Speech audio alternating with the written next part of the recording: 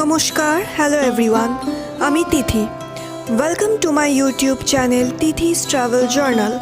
তিথিস travel জার্নালের একটা নতুন ভ্লগে আপনাদের সকলকে স্বাগত জানাই।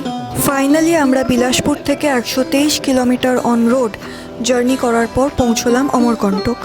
আর আমরা এসে অমরকণ্টকে থাকছি এই হোটেলটাতে। এই হোটেলটার নাম এবং ডিটেল আমি আপনাদের সাথে এক্ষুনি শেয়ার করছি। এই হোটেলটার নাম হোটেল বাবা কি বাড়ি।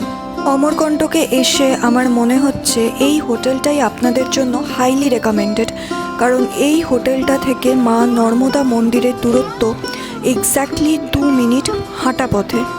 পায়ে হেঁটে আপনারা 2 মিনিটের মধ্যে মা নর্মদা মন্দিরে পৌঁছে যেতে পারেন। এই হোটেলে আপনারা অনেক ক্যাটাগরির রুমই অ্যাভেলেবেল পাবেন।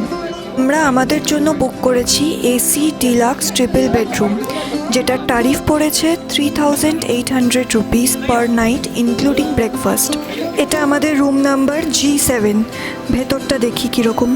ঘরটা খুব একটা বড় নয় বা খুব একটা যে ওয়াকিং স্পেস আছে তা না, বাট ঠিক আছে মোটামুটি, কিন্তু হ্যাঁ নিট অ্যান্ড ক্লিন। একটা কিং সাইজ ডাবল বেড আছে, আর তার সাথে একটা সিঙ্গেল বেডও আছে। যেহেতু এটা ট্রিপল শেয়ারিং রুম, ওই জন্য একটা ডাবল বেড আর একটা সিঙ্গেল বেড দিয়েছে। আর এইটুকুই ওয়াকিং স্পেস খুব একটা নেই ঘরের মধ্যে। এটা একটা ছোট টুল মতন দিয়েছে বসার বা জিনিস রাখার জন্য।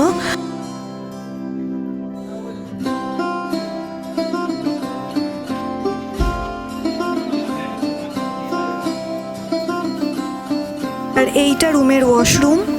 মোটামুটি ওয়াশরুমটা বেশ বড় আছে, নিট অ্যান্ড ক্লিন আছে। প্রত্যেকটা ওয়াশরুমে যেরকম ওয়াশ বেসিন থাকে আছে, হ্যান্ড ওয়াশ আছে, আর একটা হচ্ছে একটা স্ট্যান্ডার্ড মিরর আছে। আর তার সাথে প্রত্যেকটা ওয়াশরুমে গিজার ফ্যাসিলিটি আছে।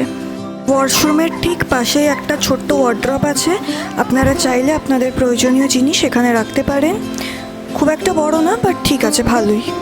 বেডের দুপাশে দুটো বেড সাইড টেবিল রাখা আছে, আর এই টেবিলে আপনারা চার্জিং পয়েন্টও দেওয়া আছে, আর সুইচ বোর্ডও আছে।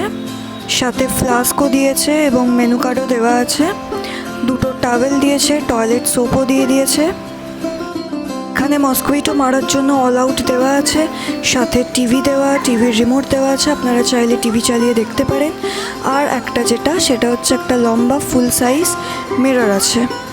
তো এটাই হচ্ছে আমাদের রুম। একদিনের জন্য আমরা এই রুমটাতে থাকবো।